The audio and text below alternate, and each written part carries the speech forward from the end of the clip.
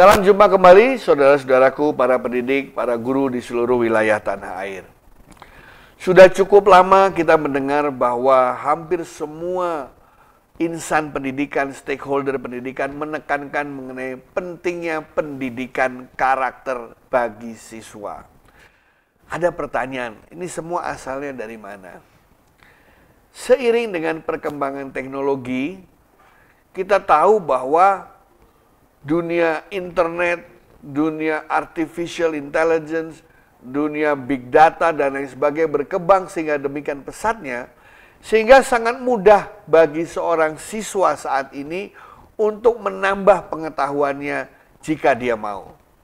Dengan rajin browsing, dengan rajin menggunakan Gemini atau ChatGPT, dengan rajin eksplorasi di YouTube, Anda bisa menjadi pribadi yang pintar karena bisa mengenal berbagai jenis konsep bahkan sebelum diajarkan oleh para guru-guru kita. Pertanyaannya, apakah menjadi orang yang cerdas secara penguasaan ilmu itu sudah cukup? Domain yang berbeda. Begitu banyak kasus-kasus di negara kita yang sampai orang masih tahu apa misteri di baliknya. Korupsi yang semakin merajalela tidak pernah berhenti. Dan bahkan dilakukan bukan hanya oleh orang-orang yang memiliki latar belakang pendidikan terbatas, tetapi justru dilakukan oleh orang-orang yang cerdas. Dilakukan oleh orang-orang yang memiliki kemampuan intelektual tinggi. Tapi mereka pun tetap melakukan hal-hal yang tidak baik, seperti korupsi, kolusi, dan nepotisme itu. Dari situ orang melihat bahwa pendidikan akhlak, pendidikan karakter menjadi sesuatu yang urgent bagi negara kita ini. Nah, mengapa ini penting? Karena sudah terlihat bagaimana banyak negara-negara yang tadinya stabil itu hancur karena hanya masyarakatnya memiliki karakter yang dalam tanda petik dikatakan karakter yang relatif rendah. Mudah marah, mudah diadu domba, gampang takut, berbicara dengan kasar, sama sekali tidak menunjukkan kesantunannya. Bahkan banyak orang menggeleng-gelengkan kepala. Mengapa bisa keluar kata-kata atau perilaku seperti itu dari orang-orang yang berpendidikan tinggi? Oleh karena itulah maka orang merasa bahwa mulai dari keluarga, diteruskan di sekolah, dan nanti diperkuat oleh masyarakat, harus ada pendidikan yang mementingkan karakter dari sang anak, agar mereka bisa membuat hidup manusia lebih berkualitas. Nah, apa yang dimaksud dengan pendidikan karakter itu? Kalau zaman saya dulu ada istilah menjadi manusia Indonesia seutuhnya. Apa sih manusia Indonesia seutuhnya itu? Nah, namanya utuh itu artinya kan lengkap ya. Nah, dulu adalah paling tidak yang cara kita berpikir, berperilaku, itu mencerminkan butir-butir yang ada pada Pancasila, dasar negara kita. Nah, sekarang ada istilah yang bagaimana kita bisa membentuk pribadi atau karakter yang utuh, sehingga kita tidak hanya cerdas secara kognitif, tapi juga memiliki integritas, memiliki hati nurani, memiliki empati, dan memiliki tanggung jawab sosial yang tinggi. Karena kita hidup tidak sendirian. Kita hidup juga terbatas. Usia manusia harapan hidup juga tidak lebih dari 100 tahun. Kita harus memakai kehidupan ini untuk sesuatu yang bermanfaat dan berguna. Dan dalam dunia pendidikan di sekolah itu, terutama pendidikan dasar dan menengah, anak mulai belajar bagaimana bisa ditempa agar memiliki karakter yang baik. Saudara-saudara, pendidikan karakter itu harus berasal dari dalam.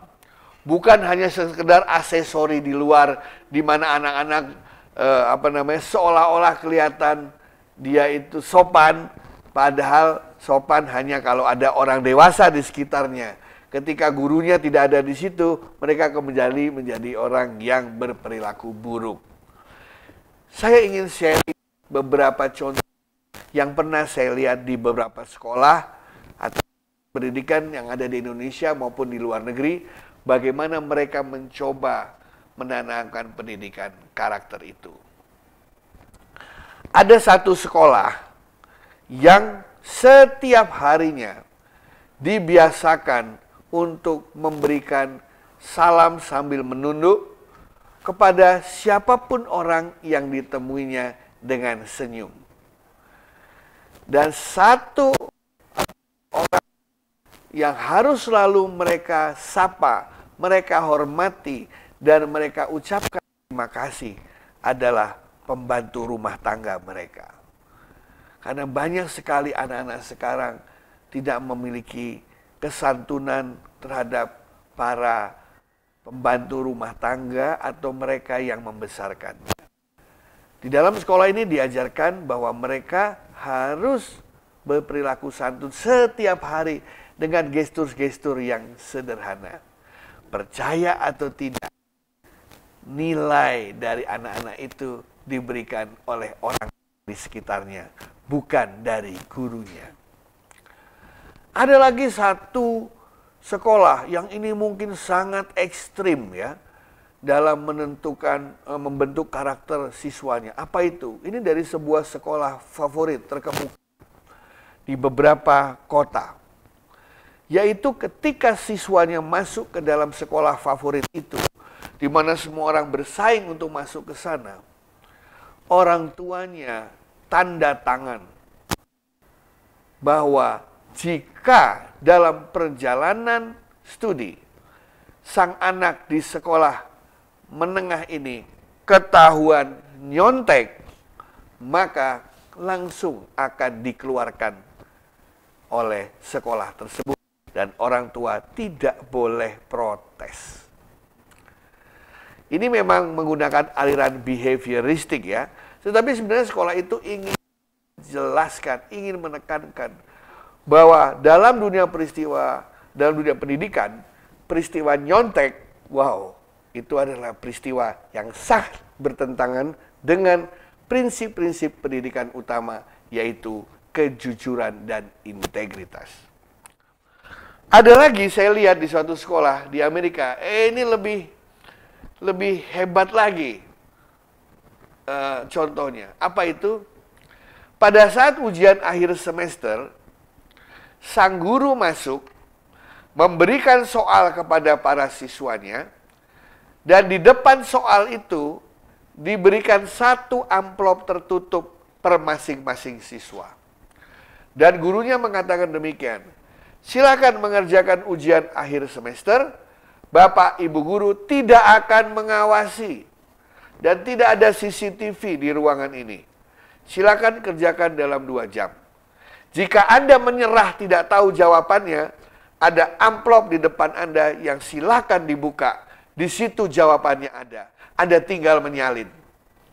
Dan kami tidak akan tahu Anda membuka atau tidak. Yang penting Anda bisa dapat nilai 100, 90, 50, tergantung dari kejujuran Anda. Karena yang tahu hanya Anda dan Sang Pencipta. Dan saudara-saudara, saya dengar kabarnya sampai hari ini sudah puluhan tahun sekolah itu berdiri dan belum ada amplop yang terbuka. Itu adalah salah satu contoh cara secara langsung kepada anak-anak. Itu contoh kecil yang mungkin bisa dilakukan oleh berbagai pihak. Ada lagi sekolah yang menerapkan pokoknya setiap hari Kamis sekolah hanya jam 9 sampai jam 9:15. Habis itu ngapain? Di situ anak-anaknya diminta keluar dari sekolah, terserah mau kemana saja. Yang penting diminta sang anak itu untuk berbuat kebaikan kecil kepada orang yang tidak dia kenal. Dan dibuktikan dengan foto, cerita, buat blog, dan menceritakannya di dalam kelas. Bisa membantu tukang parkir, bisa membantu ibu-ibu yang lagi jualan, bisa membantu pedagang asongan, dan lain sebagainya. Melalui hal-hal semacam ini, naluri anak-anak, jiwa anak-anak mulai diperkenalkan dengan apa itu karakter yang harus dimiliki oleh seorang manusia. Saudara-saudara sekalian, saya yakin Bapak Ibu Guru punya berbagai cara untuk melakukan hal ini, tapi yang paling penting, karakter siswa harus berasal dari dalam, dari keinginannya, bukan karena ketakutan yang oleh orang lain. Terima kasih, sampai berjumpa di video berikutnya.